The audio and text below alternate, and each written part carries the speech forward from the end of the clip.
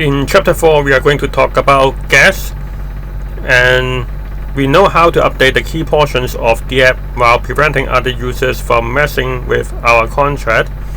And there's a difference from other programming language because the user have to pay every time they execute a functions, and they use the currency called gas. They can buy the gas with either or spend the ETH to execute the app, so they really use the real money for execute the functions. So each individual operation has a gas cost based on roughly how much the computing resources will be required to perform the operations.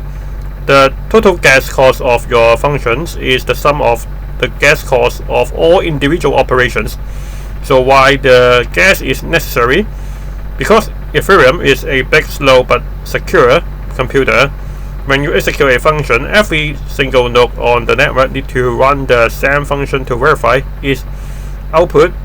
The thousands of nodes verify every function execute makes Ethereum decentralized, and the creators want to make sure no one will clog up the network with infinite loop, and you can still make infinite loop if you have infinite money.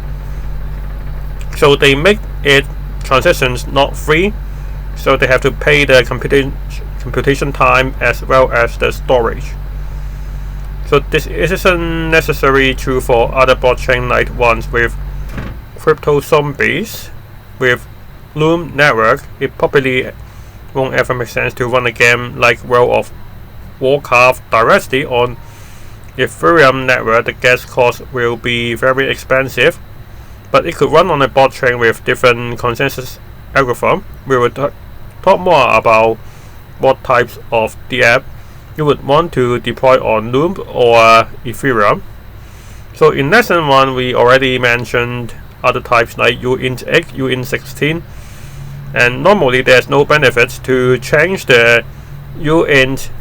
For example, like this one, you change this to 8, will not save any gas, but there's exception to this inside the struct. And using smaller size uint, for example, you change this to uint32 instead of uint256, it will take up less storage.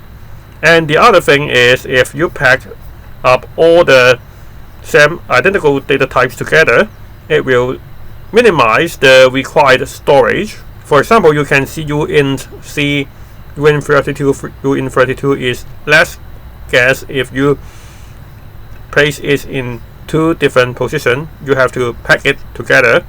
So now we have a test.